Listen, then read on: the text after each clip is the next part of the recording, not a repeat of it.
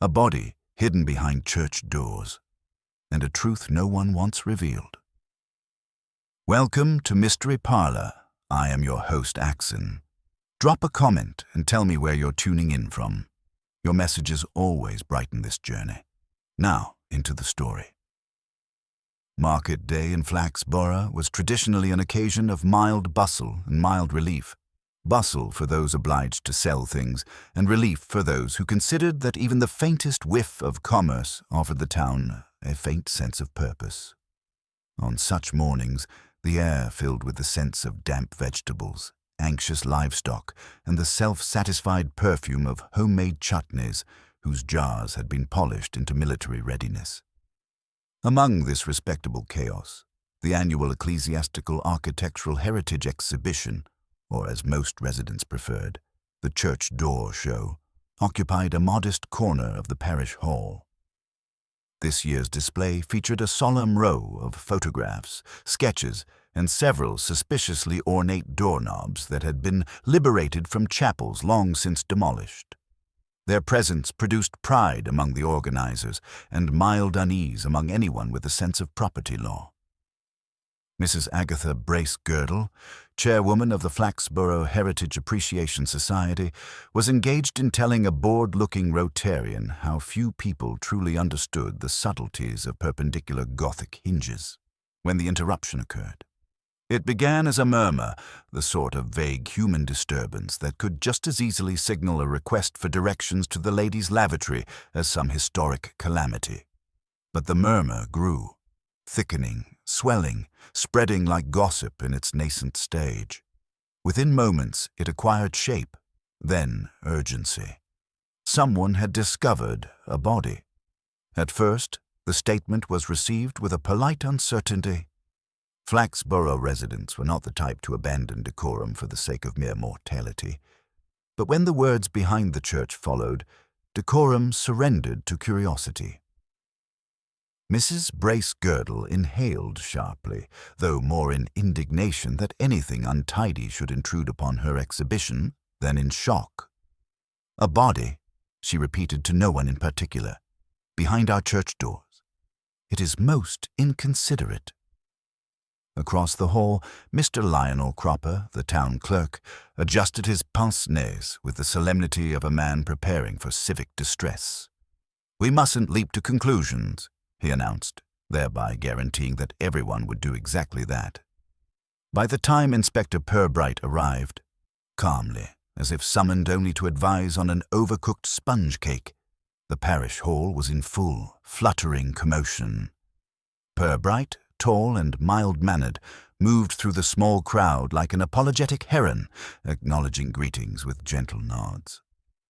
"Inspector," Mrs. Brace-Girdle said, pouncing toward him with the righteous indignation of one whose event had been sabotaged by the forces of chaos. "This is most irregular. One cannot hope to encourage civic pride when people insist on collapsing in unhelpful locations." Purbright's expression, which rarely progressed beyond polite attentiveness, softened further into something approaching sympathy. "I quite understand, Mrs. Brace-Girdle. Perhaps we might examine this uncooperative person and see what assistance can be provided."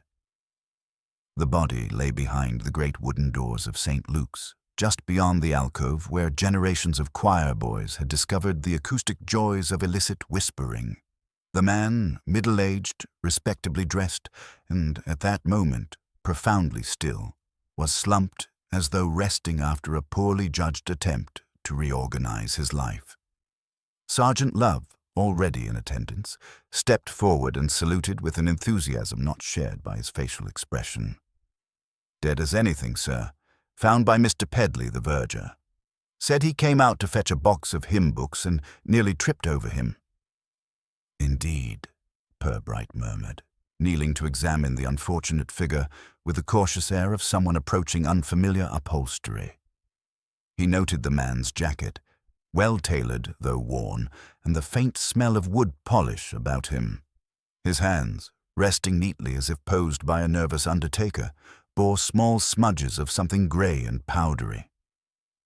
"Any identification?" he asked. Love shook his head. No wallet, no papers, not a thing. Mr. Pedley says he's never seen him before.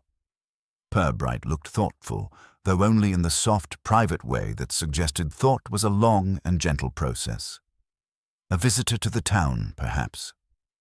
Behind them, a small cluster of citizens had assembled, each trying to appear as if they were not the sort to gather around a corpse. Purbright rose and gave a reassuring nod in their direction. Several nodded back, grateful to be acknowledged by authority without being scolded by it. "Best clear them away," he said quietly to Love. "We mustn't have speculation outpacing the facts." It was already too late for that, of course. Speculation in Flaxborough rarely waited for permission. As the constables set about gently dispersing the onlookers, Purbright stood for a moment beneath the shadow of the church doorway. A gust of wind nudged the heavy door, producing a faint creak, a sound so old it seemed part of the church's breathing. Purbright listened to it, eyes narrowed ever so slightly. A body behind church doors.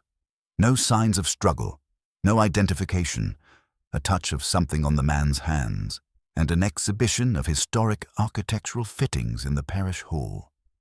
Not, he felt, likely to be coincidence, though he declined to let the certainty reach his face.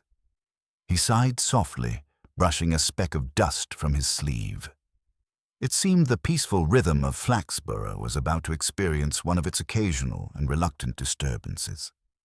"Very well," he murmured. "Let's begin."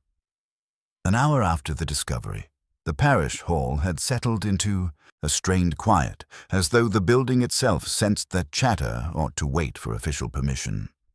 Inspector Purbright, having given the briefest instructions to Sergeant Love, remained near the church doors, observing the way the weak midday light bent across the flagstones.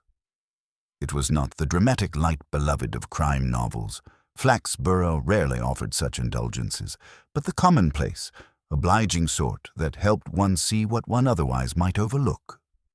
What he overlooked now was not the man himself, who had been respectfully carried to the mortuary, but the faint trail of powdery grey found on the deceased's hands. Purbright touched the residue left on the stone, rubbing it thoughtfully between thumb and forefinger. Not ash, not cement. A dryness to it, almost like chalk, but finer. Something one might find behind old fixtures or inside long unopened cupboards. The church, of course, was full of such places. Mr. Abel Pedley, the verger, hovered at a distance with the air of a man hoping his proximity would demonstrate cooperation but not imply responsibility. Purbright turned to him with a mild smile. "Mr. Pedley, may I trouble you with a few questions?" The verger stepped forward, tugging at his cassock as though its folds might conceal nerves that had nowhere else to go. "Certainly, Inspector. It's all rather shocking, of course. One doesn't expect, well, bodies in one's workplace." "No," Purbright said gently. "One doesn't." He glanced at the alcove.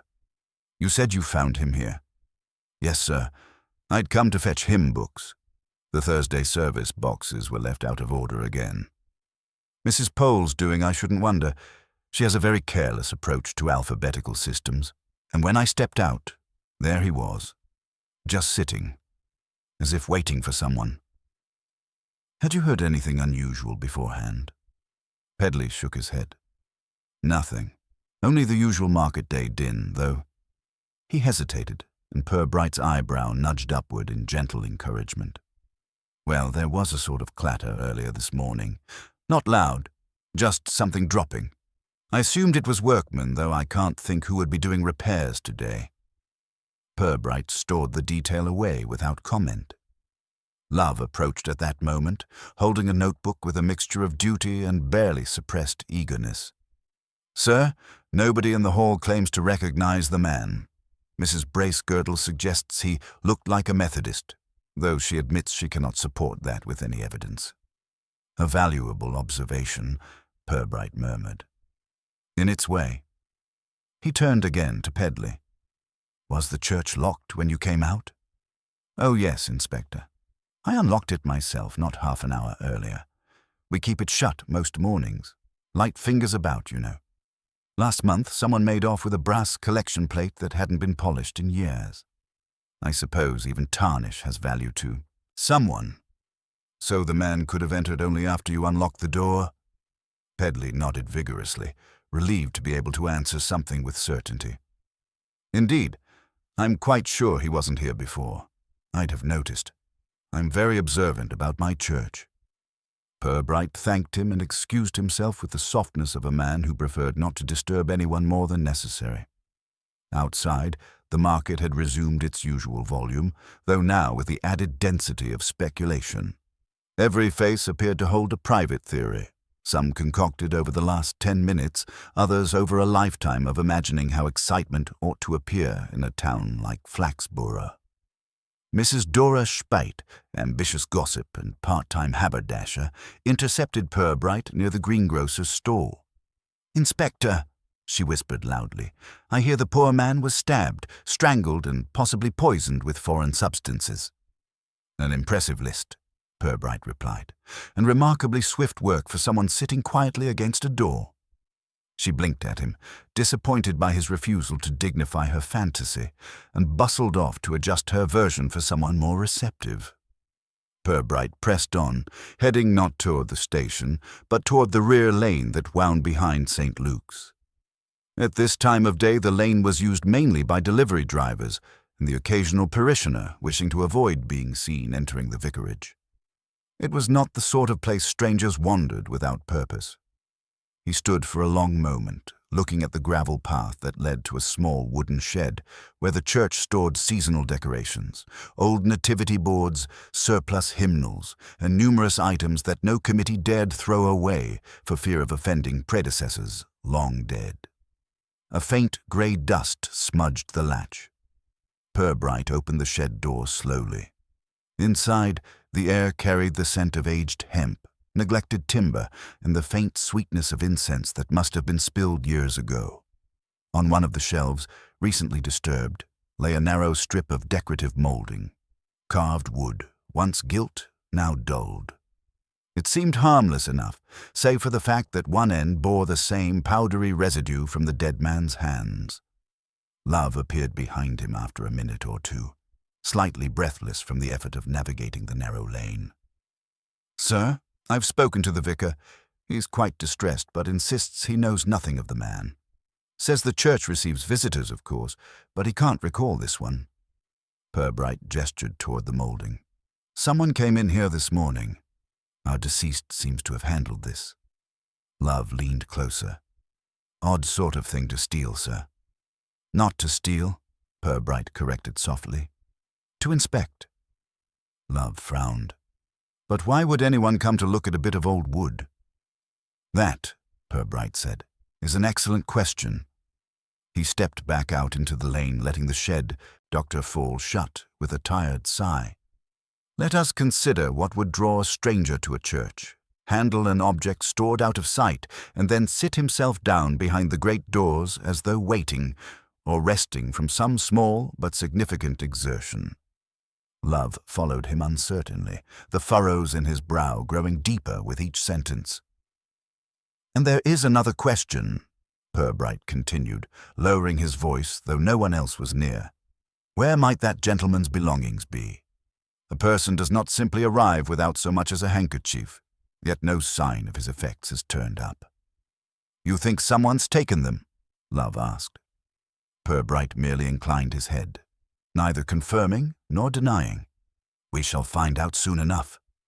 They walked back toward the square, where the parish hall still hummed with knitted anxiety. From somewhere inside came the unmistakable voice of Mrs. Bracegirdle, lecturing unfortunate bystanders on the historical significance of ecclesiastical door-knockers, as though the morning's events had only reinforced her belief that the town's ignorance needed vigorous correction. Purbright paused at the threshold, surveying the hall with the patient interest of a man entering a theatre before the play has truly begun. "Love," he said, "let us have a quiet word with the exhibitors. I believe our morning disturbance has some unlikely connection with their little display. And someone here, I suspect, knows a piece more than they intend to admit." Love brightened slightly. A lead then, sir. A thread, Purbright corrected. Whether it proves strong enough to pull remains to be seen. And with that, he stepped inside, letting the gentle clatter of teacups and nervous chatter close in around him as the investigation slid, with quiet inevitability, into its next turn. Purbright let his gaze move once more along the parish hall. The tables of photographs and sketches had resumed their ambition to be taken seriously, but the voices were lower now, rich with speculation. Mrs. Bracegirdle still held her position at the chief display, Flaxborough and district surviving original ironmongery. "Inspector," she said as he approached, "have you reached any conclusion? People are asking whether it is safe to stay." "If you are not in the habit of collapsing behind church doors," Purbright replied, "you are probably as safe as you were yesterday." She considered this. "They insist on drama," she said. "I doubt half of them have looked properly at what is here." She tapped a brass lion-shaped handle. 14th century, from St. Cuthbert's, Norby. It has survived wars and 3 curates. "These pieces," Purbright said, "have they all been with you long?" "Some are ours, some on loan," she answered. "All recorded. There is no question of anything missing." "Missing may be too strong a word," Purbright said. "I am more interested in anything disturbed. For example, in the church shed behind St. Luke's. None of your helpers would have gone there this morning?" "Certainly not on my instructions." A small crack appeared in her certainty. "Everything required was delivered yesterday. There was no need to rummage in sheds." "Outbuildings are often rummaged in without need," Purbright observed. "But thank you." He moved on. At the next table, Mr. Cecil Grote, retired bank manager, was aligning ticket stubs. Miss Enid Blee, narrow and upright, watched over a row of door photographs.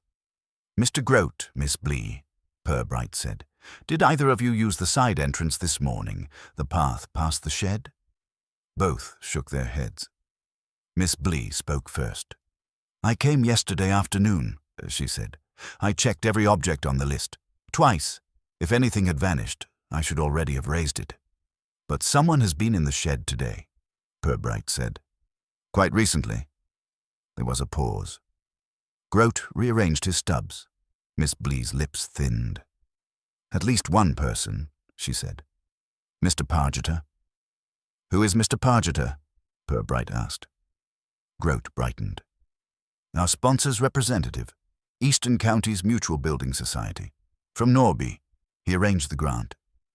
"He arrived early," Miss Blee added. "I reached the hall at 8. The main doors were locked. He said he had come by the side entrance, from the lane, past the shed. His pamphlets were already out." "Did you see him leave again?" asked Purbright. "Shortly after 9:30, she said. "By the same way. I assumed he had gone to smoke or telephone." "And when did you next see him?" "Later," she said. "I looked up and he was back. I cannot swear to the time." "Thank you," Purbright said. He left them and walked with Sergeant Love towards the far end of the hall. "Looks rather pointed, sir," Love murmured. "Mr. Pargeter passing the shed twice. Same morning the dead man turns up with dust from it on his hands." "Pointed, yes," Purbright said. "We shall see in which direction it points." At the building society stand, no representative stood. The pamphlets were in tidy rows. The card declaring Eastern Counties Mutual's gracious support leaned at an angle.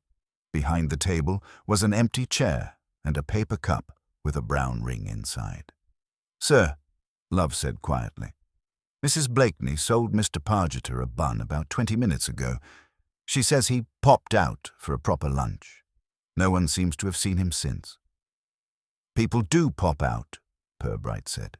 "The question is whether they pop back." Love cleared his throat. "No one remembers our dead man being here," he added. "They agree they'd have noticed him. But they all remember Mr. Pargeter. He asked several times if the more valuable pieces were insured separately from the building." "And are they?" asked Purbright. Mrs. Bracegirdle says she naturally assumes so, sir. A phrase that warms the heart of every insurer, Purbright said. Love, he said, ask Mrs. Bracegirdle for her correspondence with Eastern Counties Mutual. There will be letters, perhaps a card. Copy Mr. Pargeter's full name and address. Then telephone the station. Have them speak to his office in Norby. Ask whether he is expected back today and whether he has rung from Flaxborough. Shall I say why we're asking? Love inquired. Only that we need to confirm a detail about the exhibition, Purbright replied. If they are worried already, they will show it. Love nodded and set off. Left by the stand, Purbright picked up one of the pamphlets. It spoke in sentences about savings and modest homes. There was nothing in it about bodies in churches or disturbed woodwork. He thought of the grey powder on the dead man's hands, of the strip of moulding on the shed shelf, of Mr. Pargeter's early arrival and his liking for the side door. Each detail alone could be explained. Together, they were beginning to resist explanation. He put the pamphlet down again. If Mr. Pargeter has merely gone in search of a sandwich, he murmured, he will come back to find us politely interested in his day. His eyes went once more to the empty chair. If he has gone in search of something else, he added, we may have to discover what it was, and whether our unknown gentleman interrupted him at an inconvenient moment. Purbright remained beside the empty chair for a moment longer, as though it might, if given the courtesy of silence, confess what its absent occupant had been thinking. But chairs, unlike people, rarely betrayed their secrets, and certainly never to an inspector. He moved away, pacing slowly down the line of displays, pausing here and there as if the hinges and door knockers might contribute useful testimony. A few exhibitors watched him with the guarded curiosity of people wondering whether they themselves might be next in line for questioning, though they could not imagine what crime a person might commit with a brass handle or an 18th-century latch plate. Love returned after several minutes, carrying a clutch of papers with triumph somewhat larger than the situation warranted. Got the correspondence, sir. Mrs. Bracegirdle had it in her handbag, along with 2 spare pairs of gloves and a tin of barley sugars. Mr. Pargeter's full name is Archibald Clement Pargeter. Address given as the Norby office, Broad Street. Did she mention when he was hired to supervise this event? Purbright asked. Back in spring, apparently.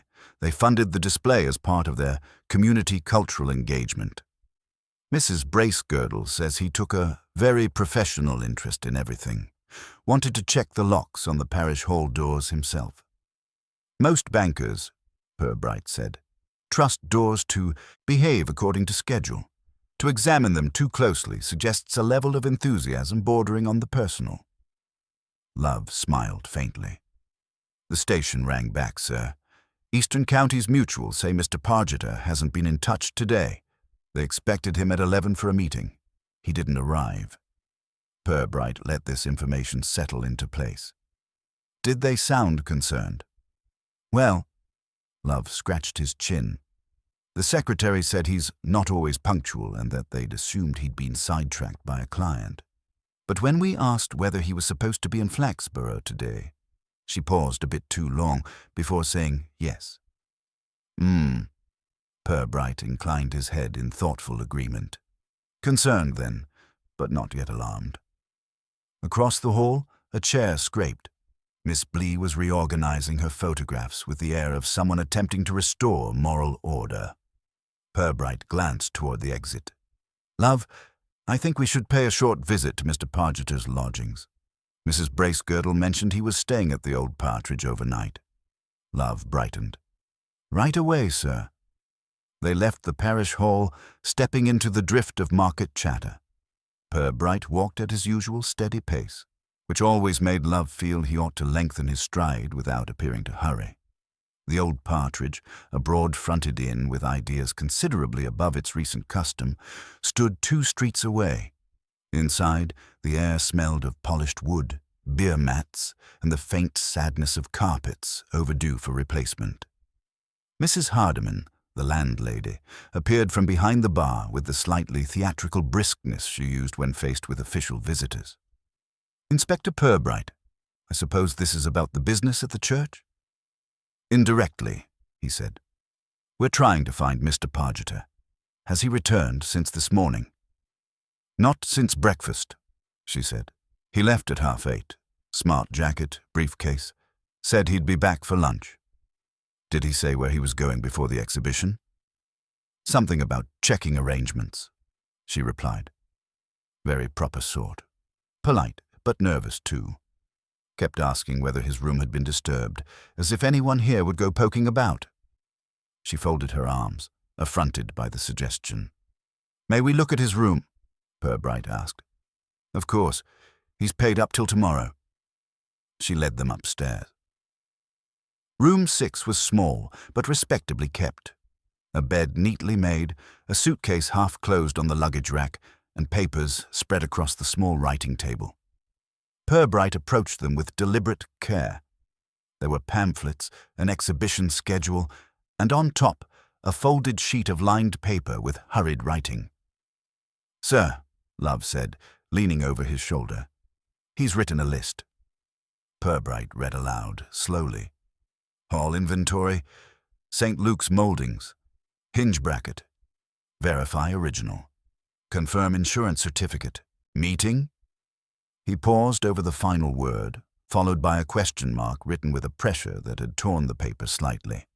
"This suggests uncertainty," he said quietly, "or anticipation." He continued reading, "Don't forget, photograph damage." Love frowned. "What damage, sir?" "That," Purbright said, "is what we must now determine." He opened the suitcase. Clothes, a shaving kit, a stack of typed notes about the Building Society's outreach projects. Nothing that spoke of criminal dealings, though Purbright had learned that respectable paperwork had concealed more than one misdeed in Flaxborough's history. He turned next to the bedside cabinet and stopped. Inside lay a cloth-wrapped object. Gently, he unfolded it. A small segment of carved wooden trim, its edges delicate, the once gilded surface dulled with age, and, unmistakably, the faint grey residue clinging to it. Love inhaled sharply. "Sir, that's the same as the piece in the shed." "Yes," Purbright said, "and this piece is smaller, easily pocketed." He examined its broken end. "This fracture is recent, very recent." "So Pargeter took it from the shed?" Love asked. "Or found it," Purbright said. "Perhaps after someone else broke it off. In either case, he believed it significant." Love rubbed the back of his neck. "Could the dead man have been after it as well?" "It is possible," Purbright said. "If these mouldings belonged originally to St. Luke's, they may have been removed long before the church authorities became careful, and some people consider themselves entitled to rescue historic items." "Collectors, sir?" "Collectors," Purbright agreed, "are an energetic species, and not always gentle." He returned the fragment to the drawer and closed it. "Love, Mr. Pargeter did not pop out for lunch. He left suddenly without taking his papers, suitcase, or even his coat. Something prompted him to hurry, and someone may have followed. Shedding his belongings as he went, Love murmured, or having them removed. Purbright gave him a small, approving glance. "Let us next discover what damage he intended to photograph. There are few things in this town capable of inspiring haste, and even fewer capable of inspiring fear." He turned off the light and motioned for Love to follow him downstairs. Outside on the street, the autumn breeze carried the smell of market vegetables and the faint toll of St. Luke's bells. Purbright looked toward the church with quiet contemplation. "Love," he said, "our next step is clear. There is something within those walls, perhaps overlooked, perhaps newly disturbed, about which two men knew something. One is missing, and the other is dead." Love swallowed. "And the person who didn't want them to know it, sir?" "That person," Purbright said softly, "knows we are looking." "Purbright?" did not go straight back to the parish hall. He turned instead along side street by the ironmongers, where washing lines and dustbins made fewer demands on the eye than market stalls. "Funny thing, sir," Love said. "If somebody was after those mouldings, why leave a bit lying in Pargeter's drawer? Why not take it and keep the place neat?" "Because, Sergeant," Purbright replied, "the neatness of crimes is usually written by people who were not there. When one is interrupted, the priority is not tidiness, but distance. So you think whoever it was got disturbed." "I think," said Purbright, "that 2 men at least were taking an interest in the same patch of woodwork. One is missing, and one is dead." The street brought them out by the lich gate of St. Luke's. A few onlookers remained, loitering with that strained aimlessness practiced by people hoping to overhear something official. Inside, the church smelt of polish and damp coats. Reverend Cyril Mottram appeared from the vestry, smoothing his cassock with both hands. "Inspector," he said, "is there progress?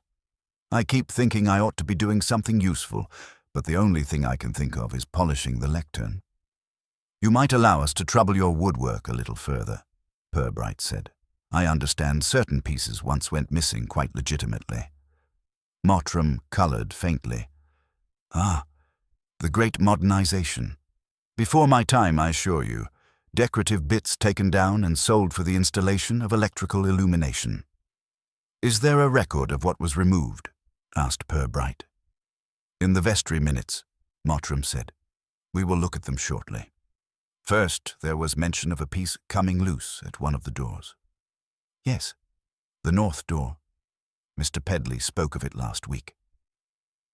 He led them down the nave to the narrow side entrance. Around the doorframe clung worn traces of carving. Near the lower hinge, a slender strip had been broken away altogether, leaving pale raw wood. On the stone beneath lay a light powder. Love crouched and touched it. "Same stuff as in the shed, sir. Looks like it."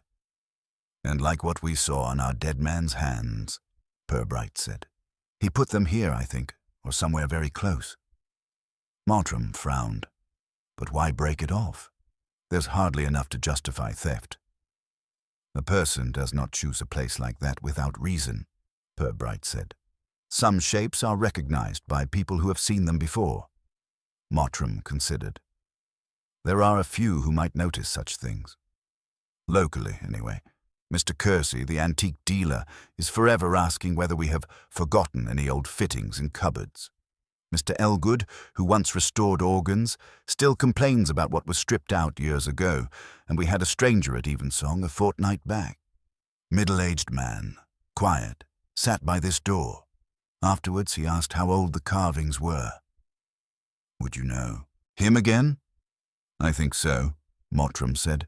He had that intent look of someone following a complicated reading, and a habit of smoothing his sleeve as he spoke. "Our unknown gentleman this morning," Purbright said, "had a sleeve that bore several careful repairs." "Then he may well be the same man," Mottram said. "I should have remembered sooner." "People who come once to look at something often come back," Purbright said. "Sometimes they discover it has altered in the meantime." Love shifted. "Altered enough to kill for, sir?" "In provincial life, Sergeant," said Purbright, "people have killed for far less than a disputed object that might be worth money, or embarrassment." He turned to the chancel. "Now, if we may see those vestry minutes." The vestry was cluttered. Cassocks hung on hooks, and a smell of tea mingled with the odour of hymn books.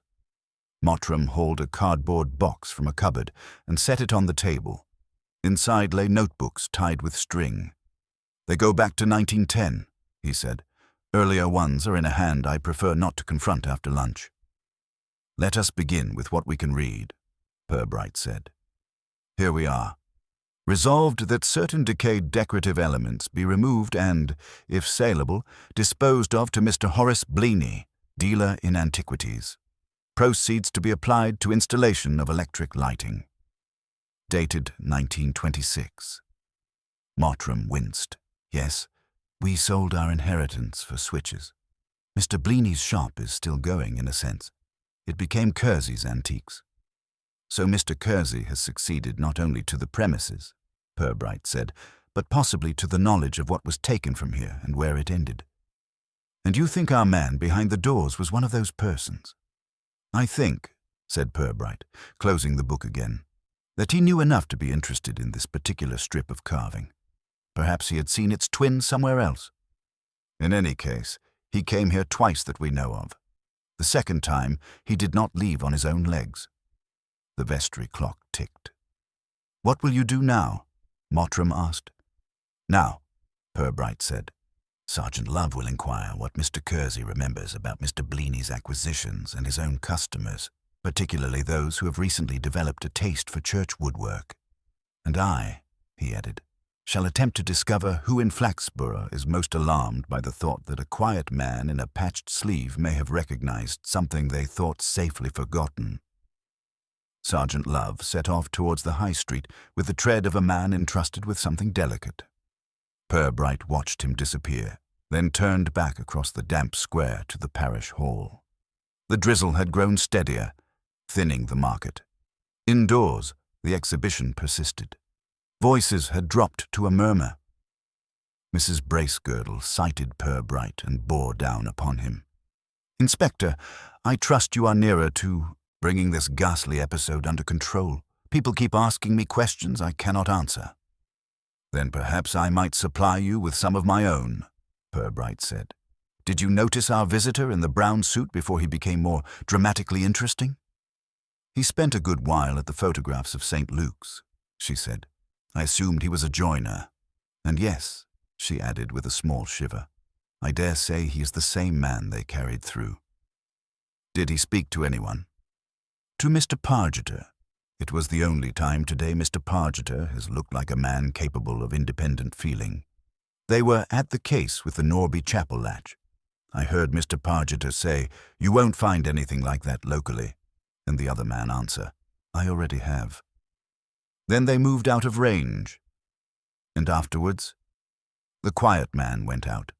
Mr. Pargeter stayed to rearrange my labels, and then announced that he required unpolished air. He has not returned. Purbright thanked her and drifted to the photographs of St. Luke's north door.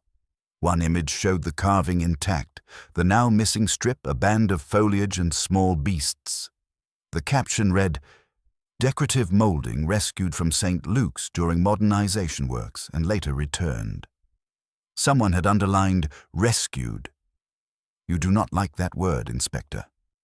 The voice at his elbow belonged to Miss Enid Blee. I was wondering about returned, he said. It is misleading, Miss Blee replied. Only that piece was returned. The rest was sold to Mr. Bleeny and vanished. But Mrs. Bracegirdle insists the caption raises spirits. Who brought this one back? A dealer from Ipswich, Mr. Owen Carston. 2 years ago he appeared with the strip, said he had found it in a mixed lot and thought Flaxborough might like a bit of itself. Mrs. Bracegirdle accepted it as if it had chosen her. Does Mr. Carston still take an interest in us? I believe he keeps in touch with Mr. Kersey. That is where dealers complain about one another. Thank you. Miss Blee went away to straighten a label. Purbright stayed, fitting pieces together, the broken moulding by the north door, the scrap in Pargeter's drawer, this rescued and returned caption. Fragments had been stripped from St. Luke's, sold and scattered, then some drawn back by men like Carston. Somewhere among them a banker in Norby had acquired his fireplace, and a quiet man in a brown suit had noticed. The hall doors opened. Sergeant Love came in, damp around the ears, and approached. Kersey was talkative, sir, he said. Says Carston uses his shop as a way station. When Carston gets church bits, he brings them to ask if they look local. About a year ago he showed Kersey a carved strip that put him in mind of St. Luke's north door. And Kersey told him so. Yes, sir. Carston took the piece away and said he had just the buyer. Not long after, the buyer turned up, a gentleman from Norby, new house, wanted something proper over his fireplace. Paid in cash, spoke bankerish. Carston called him Archie. Archie, repeated Purbright, And our sponsor is Archibald Pargeter. Exactly, sir. Kersey swears he didn't know his full name, but he's certain about Archie. So one strip was sold away and fixed above a Norby fireplace, Purbright said. Our quiet man sees it, recognizes it as St. Luke's, and traces it back here. And finds the gap at the north door, Love added, and then finds Pargeter at the exhibition, talking about insurance. It would make for an awkward conversation, Purbright said. One that might end in threats or letters. Few things upset respectable men so much as the prospect of having to give things back. With that between them, sir, Pargeter looks a fair bet, Love said. He argues with the fellow here, rushes out, doesn't show up at his office, leaves incriminating wood in his drawer. He could have followed him to the church and, well, could, said Purbright. Men who dabble in dubious ornaments are usually cowards, not killers. Unless someone else pushes them, Love suggested. If Pargeter told another party what was going on, someone more hot-headed, or someone with more to lose than a mantelpiece, finished Purbright. That is why I should like to find him before half Flaxborough settles on the simpler story. If he's still here. I doubt he has gone far, Purbright replied. A man does not flee in his shirt sleeves without wallet or papers. More likely he's hiding just far enough from the parish hall to watch what happens. Love glanced towards the doorway. Shall we start with the obvious places, sir? Station, bus depot? In due course, said Purbright. First, let us ask observant citizens whether they have noticed a banker looking for corners. If Mr. Pargeter has been skulking in tea rooms or public houses, someone will have thought it worth mentioning. To somebody. Quite, Purbright said. Let us discover to whom. Outside the parish hall, near the puddled cobbles, Dora Spate lingered with her shopping as if news had glued her there. Mrs. Spate, Purbright said, you are usually in the way at the right time. Have you noticed a gentleman who looks as though he would rather not be noticed? I have, she said promptly. Twice. Tall, neat, town sort. Coat over his arm, briefcase, hair pushed back. He watched them carry that poor man out of the church from the bus stop and pretended he was studying the timetable. Outside the library, she went on. No briefcase. Same coat, more misery. He stopped Mr. Cropper on the steps. They talked close. When I came out, he'd gone, but Mr. Cropper still looked as if he'd swallowed a boiled file. You are very helpful, Purbright said. I know, she replied, pleased, and let him go. Love fell in beside him. So Pargeter's been parading between church, bus stop, and library, dropping his briefcase somewhere inconvenient. And confiding in the town clerk, Purbright said. Let us see how much. They found Lionel Cropper in the reference corner, shoring himself up with council handbooks. Mr. Cropper, Purbright said, I understand you have been advising Mr. Pargeter. Cropper stiffened. If this is about the incident at St. Luke's, I must emphasize that historic decisions on fittings today, Purbright interrupted gently. We are concerned with this morning. Mr. Pargeter was anxious. Why? After a brief struggle between caution and self-importance, caution lost. Cropper removed his pince-nez, polished them, and allowed the story out in one careful piece. A private individual from Norby claims the carvings over his fireplace came from St. Luke's, he said. He has traced them, he says, through dealers. He talked of letters to the diocese and perhaps the press. Mr. Pargeter fears his building society will be mentioned. He suggested that a discreet payment might persuade the man to be satisfied. I told him firmly the council would not subsidize anyone's mantelpiece, historic or otherwise. Did he say what the man wanted in principle? Purbright asked. He talked about putting things back where they belonged, Cropper said, or paying for not doing so. I declined to help. He asked for somewhere quiet to think. I suggested the reading room. He preferred air and went out by the back door towards the river. Thank you, said Purbright. You have been clearer than you intended. They left by the same rear door. A narrow path sloped to the river. On the little bridge stood Sid Grindle, smoking and watching the water go nowhere. "Mr. Grindle," Purbright said, "have you seen a troubled gentleman from Norby?" "About 20 minutes ago," Grindle said. "Suit, coat over his arm, came down from the library, paced up and down like he'd argued with himself and lost. Then another chap joined him, shorter, broad, dark overcoat, hat low. Local walk, I'd say." "Did they quarrel?" Love asked. "Not where I could hear words," Grindle said. "But the hands were arguing. Norby man kept opening his. The other gripped the rail as if he could make it listen." "Anything pass between them?" asked Purbright. "A packet of papers," Grindle said. Norby chap took it from under his coat, handed it over. Stocky chap folded it once, neat, and pocketed it. Then he walked off sharp towards the station. Norby fellow stayed staring at the water, then went back up towards town. "Towards the buses," Love suggested. "Near enough," said Grindle. "Didn't look like a man fixed on a destination." "Could you know the stout man again?" Purbright asked. "From behind, likely. Broad shoulders. Walks like he's carried things for people all his life. Didn't feel like a stranger." "Thank you," said Purbright. "You have spared us dragging the river for answers it doesn't have." They walked back up the path. Love said, "So that'll be the letters Pargeter mentioned. Couldn't get money from the council, so he's handed them to somebody with strong pockets who's gone towards the station." "Or towards the appearance of departure," Purbright said. "A railway ticket can be waived at friends and police with equal conviction." "You think he might buy one and stay put?" Love asked. "It would be thrifty," Purbright said. "We must find out whether any of our stockier inhabitants felt an urgent need for travel just after Mr. Grindle's cigarette break." "And Pargeter," Love persisted. "If he's handed away his letters, what has he got left?" "Anxiety," Purbright said, "and knowledge. Both make people unreliable, but talkative when cornered. If he is still in Flaxborough, and I suspect he is, he will have to decide whether he is more afraid of the man with his papers or of us." "And the complainant, sir? If our dead man is the same one who saw his fireplace carving and traced it back, he can't write any letters now."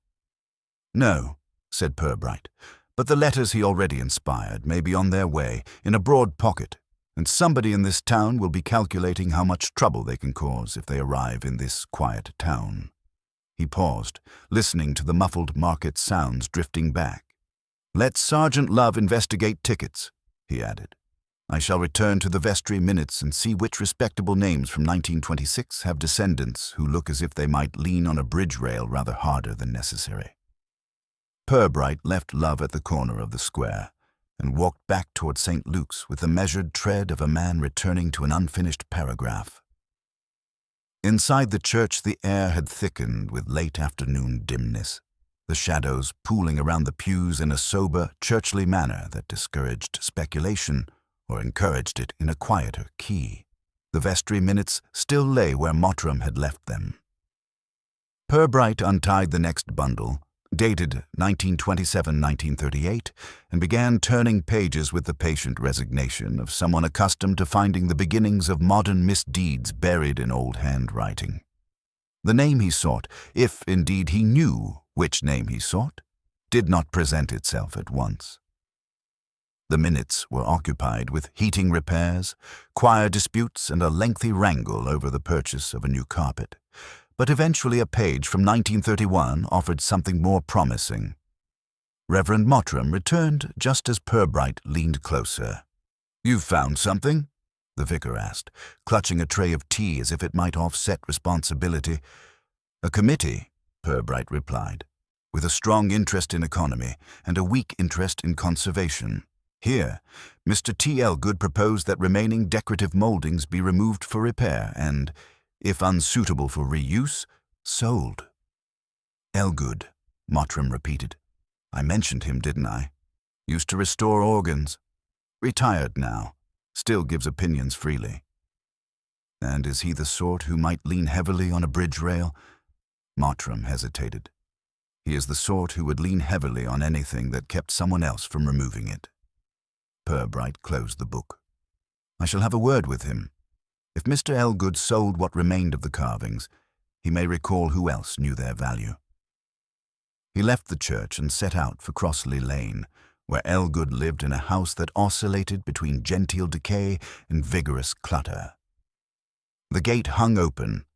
A bicycle lay against the fence, and from within came the low hum of radio voices in argument. Elgood answered the knock with a cloth over his shoulder and sawdust on his cuffs. His eyebrows went up at the sight of Purbright.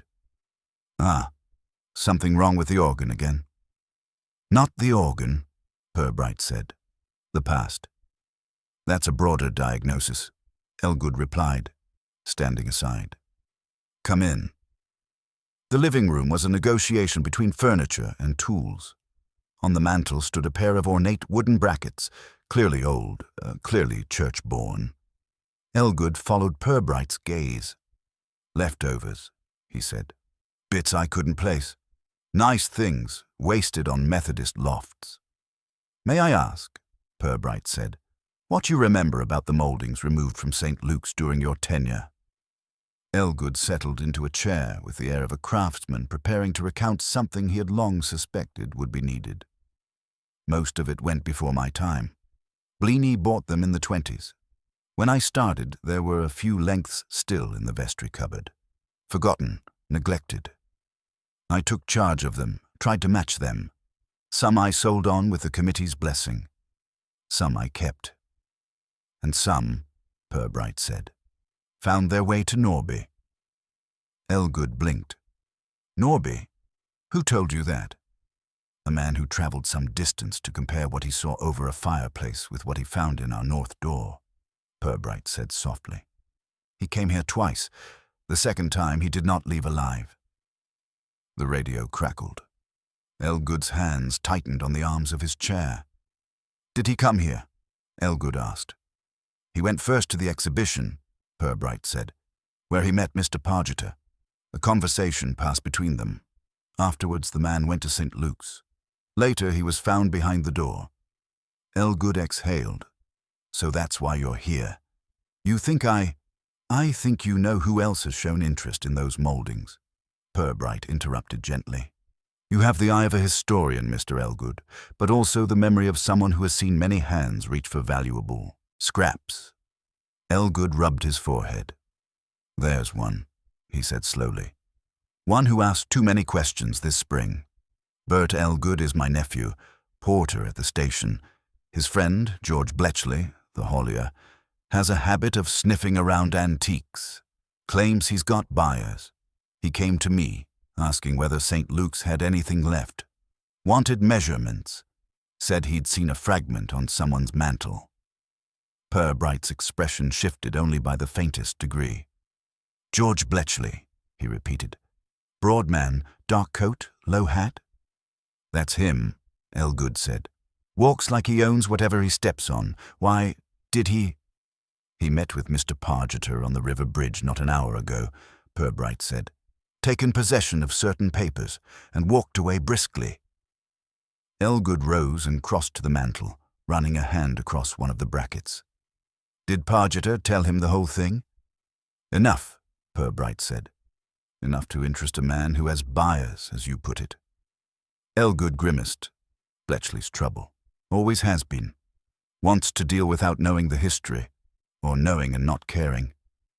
That last quality," Purbright said, "is sometimes fatal to others." Elgood flinched. "You think he killed the poor fellow?" "I think," Purbright said, "that the man behind the church door confronted someone, perhaps Bletchley, perhaps Pargeter, about the stolen pieces. A quarrel ensued. One man ended up dead. The others walked away. The problem is discovering which man used his hands in anger and which used them only to hand over papers." "And you think Bletchley is hiding?" Elgood asked. "I think he is waiting," Purbright said, "to see whether events settle in his favor." A gust of wind shook the window. Elgood lowered himself back into his chair. "What will you do?" he asked. "I shall do what one always does in Flaxborough," Purbright said lightly. "Ask the next obvious question. which for now is where Mr. Bletchley goes when he has something to hide, and whether he has yet realized that a man who takes papers from a river bridge may have been seen by more than one pair of eyes. Elgood watched him solemnly. He could get desperate. People do, Purbright agreed, particularly when in possession of papers that could tie them to a sudden and inconvenient death. He stepped toward the door. "Thank you for your candor, Mr. Elgood. It has been far more helpful than you intended."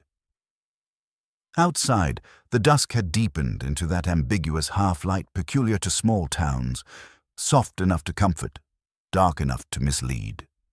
Purbright paused at the gate. A man like Bletchley, burdened by panic and ambition, seldom left town. He lurked, he listened, and eventually he acted. Purbright buttoned his coat and began walking back toward the square, where the next piece of the pattern, however small, however eccentric, would surely be, waiting. Purbright reached the square to find it almost emptied of stalls. Lamps along the high street had begun to glow. The town looked as though someone had half-heartedly turned it down for the night. He crossed to the police station, considering that of all interruptions to paperwork, a corpse behind church doors was least suited to postponement. Sergeant Love met him in the outer office. "Evening, sir. I've been to the station." "I deduced as much from the smell of engine," Purbright said. "Any travellers of conscience?" "Depends what you call unusual," Love replied. "Mr. Bletchley bought a single to Kingsby on the 3:10. Never used it. Guard says he watched the train leave, hands in pockets, then drifted away.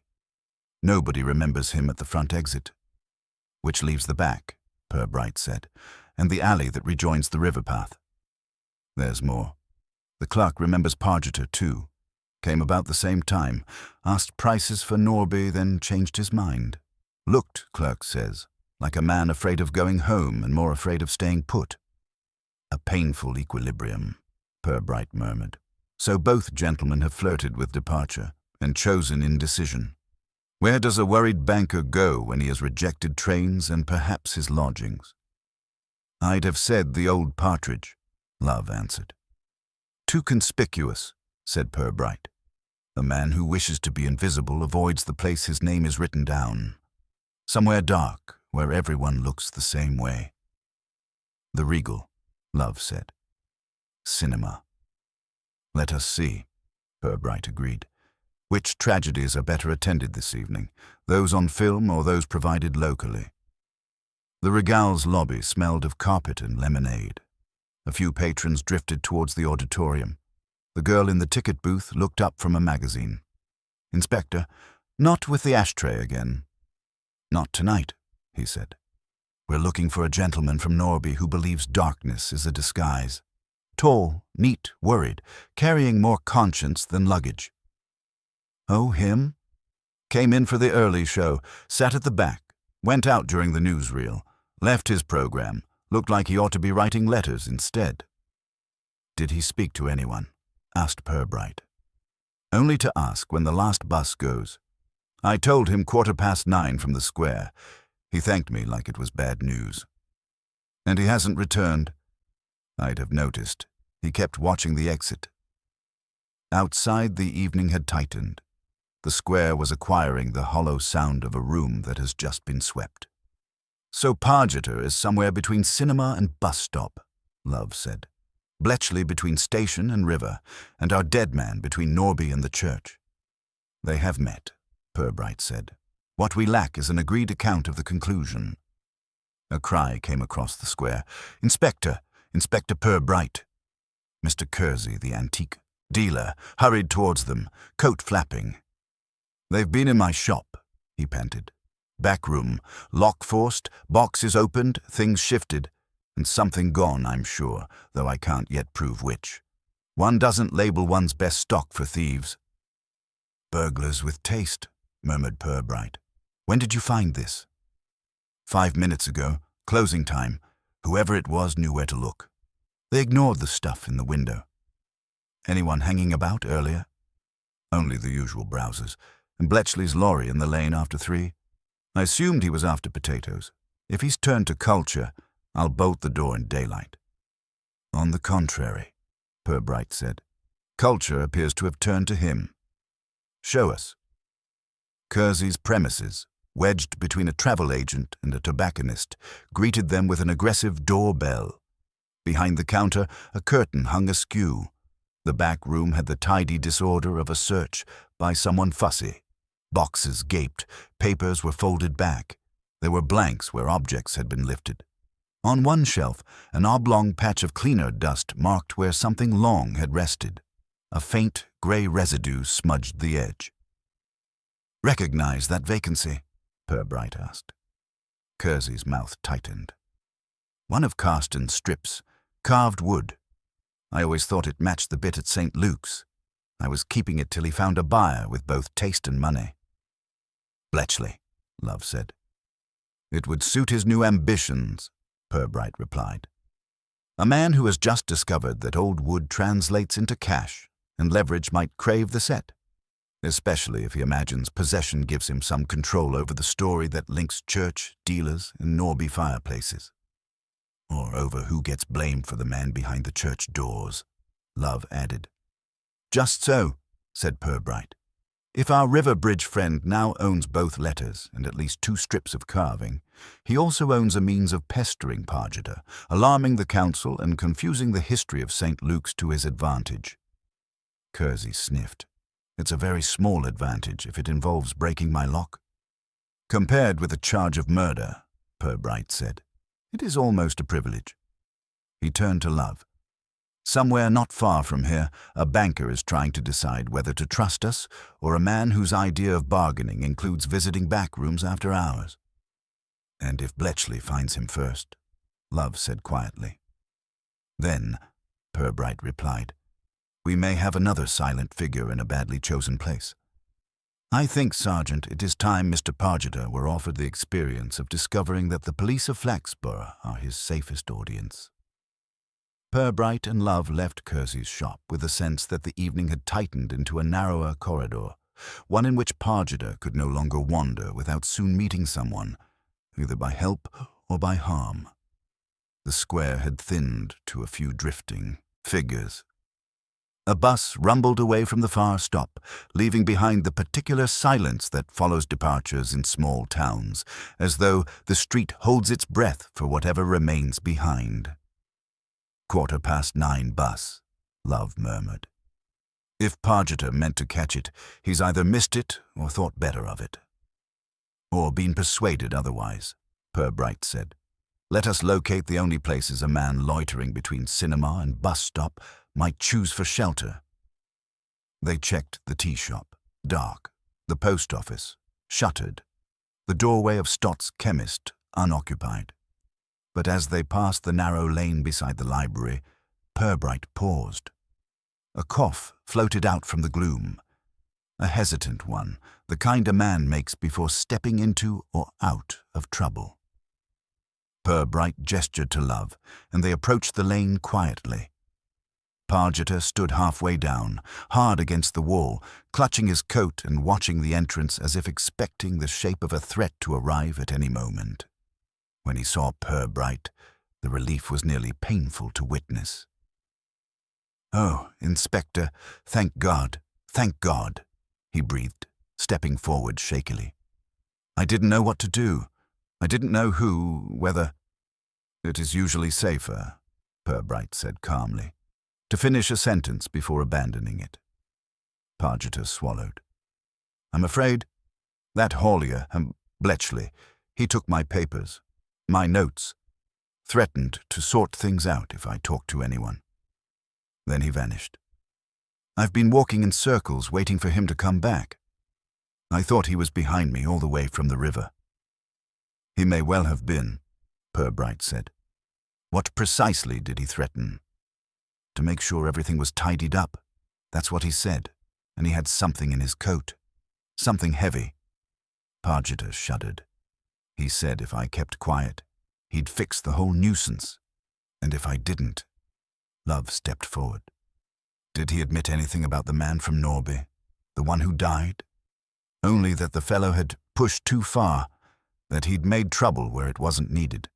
Bletchley said he gave him a shove to calm him down. But I don't know what he meant. I don't know if he didn't mean.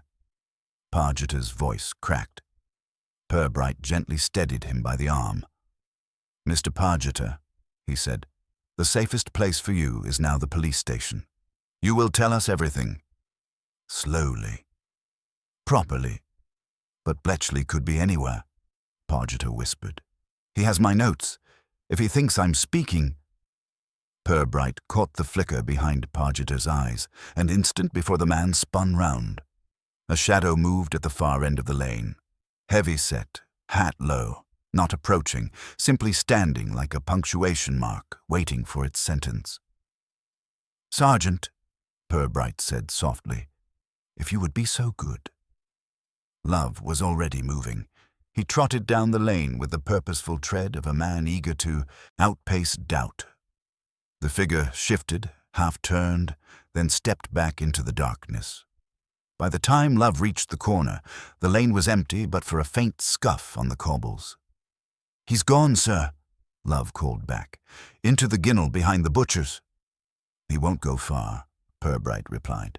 Men who seek dominance dislike leaving conversations unfinished. But he will not return immediately. The moment for intimidation has passed. He will try instead to salvage what he thinks he still controls. Pargeter sagged, shaking. Inspector, if he tells people I was involved, if he says He may say many things, Purbright said.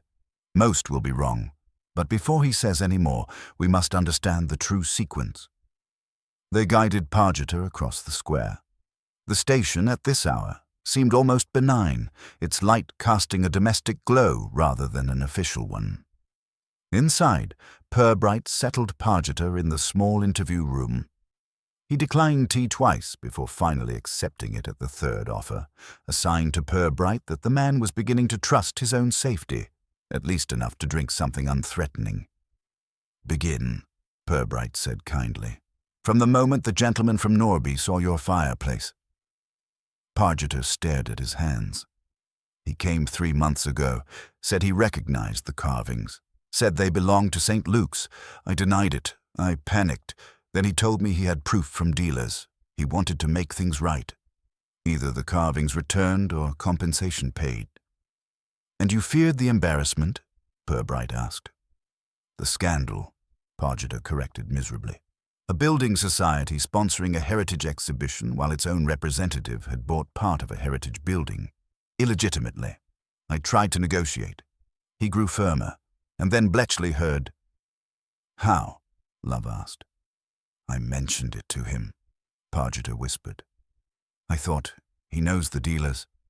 Perhaps he could retrieve the missing pieces cheaply. I didn't intend... God help me. I didn't intend anything more. And Bletchley decided to resolve the matter in his own fashion, Purbright said. He said the man was making a fuss.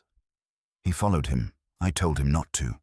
I told him just to help find the missing bits, but he came back later, angry, said the man had threatened legal action, that he'd had to put him straight.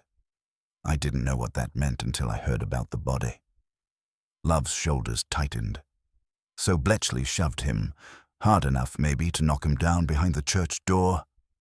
Pargeter nodded miserably. I begged him to tell the police. He laughed. Said we'd both go down if he did. Then he took my papers and said he'd fix it, so the whole thing looked like a thief getting what he deserved. Purbright regarded him with a quiet, steady gaze that felt almost like relief. Thank you, Mr. Pargeter.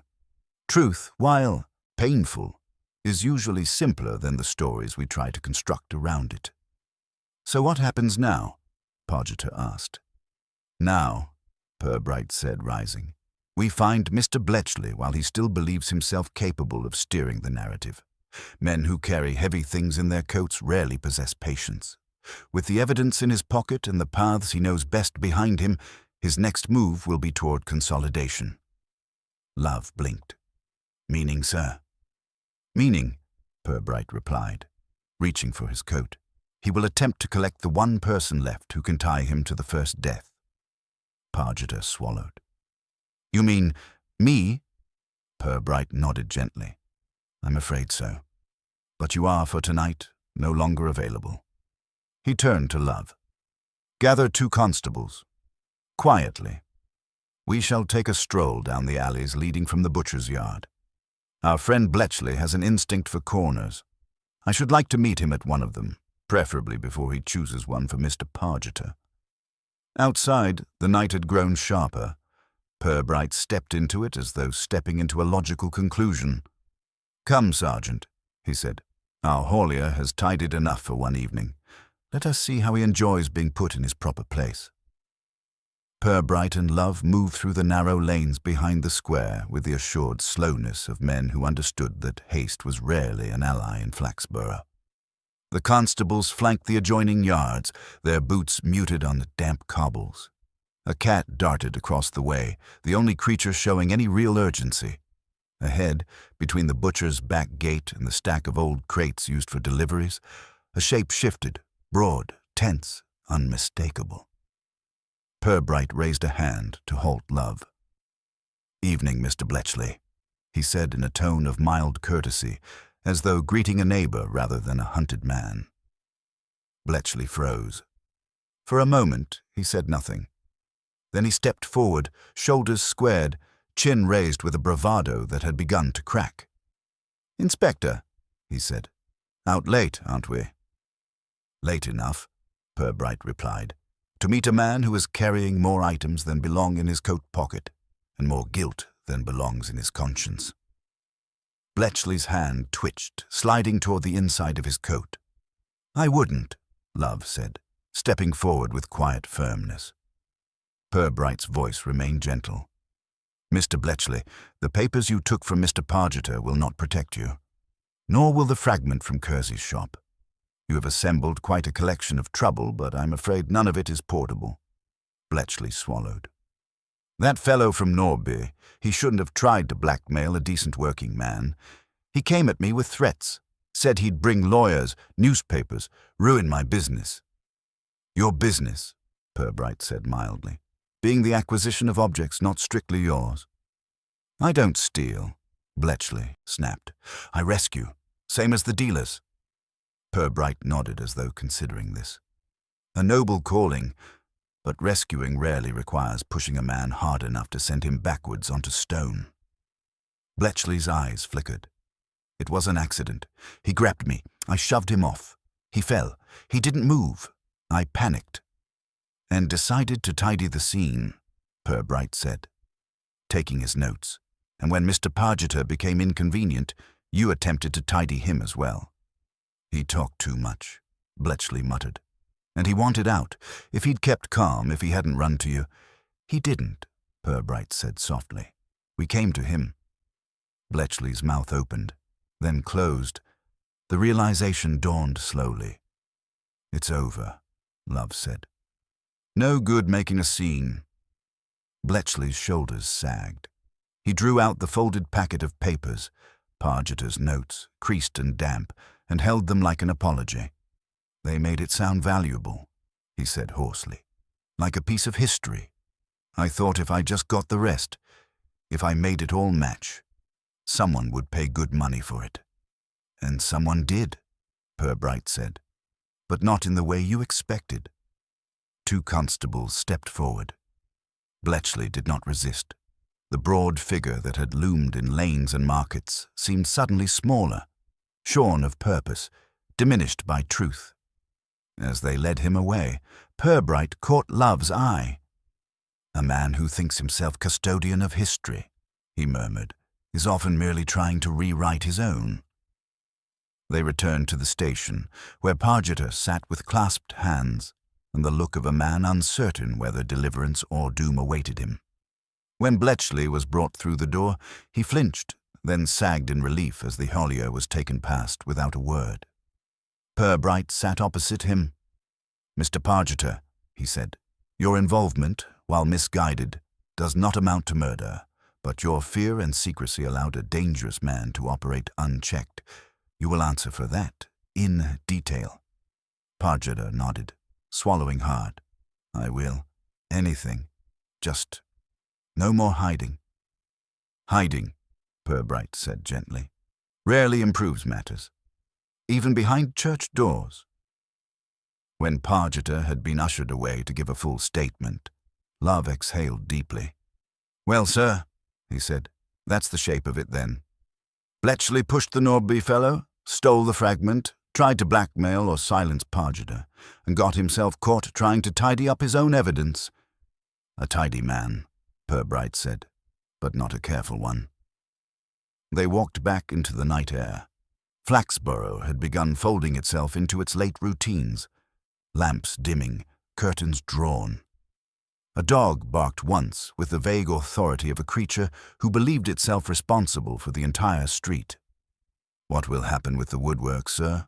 Love asked. "Returned, I expect," Purbright replied, "in a fashion less dramatic than the manner in which it left, and the diocese will quietly improve its record-keeping." Love grinned. "And the town?" "Oh," Purbright said lightly, "the town will resume being what it always is, a place where nothing much happens, until it does. By tomorrow afternoon, Mrs. Bracegirdle will be retelling events with herself in a position of strategic insight. Mr. Kersey will insist he expected the burglary, and Mr. Cropper will draft a memorandum on the dangers of ornamental fittings." Love chuckled. "And you, sir?" "I," Purbright said, pausing at the station door, "will return to the familiar comfort of reports, forms, and the occasional interruption by something improbable." He looked once more at the darkened streets of Flaxborough. The church spire, the crooked lamp-post near the inn, the faint glow from the Rigau. All of them quietly settling into the shape they would hold until the next disturbance nudged them awake. "Until then," he said softly, "peace." He stepped inside. Love followed. Flaxborough exhaled and continued its business of being ordinary, which it performed with impressive devotion.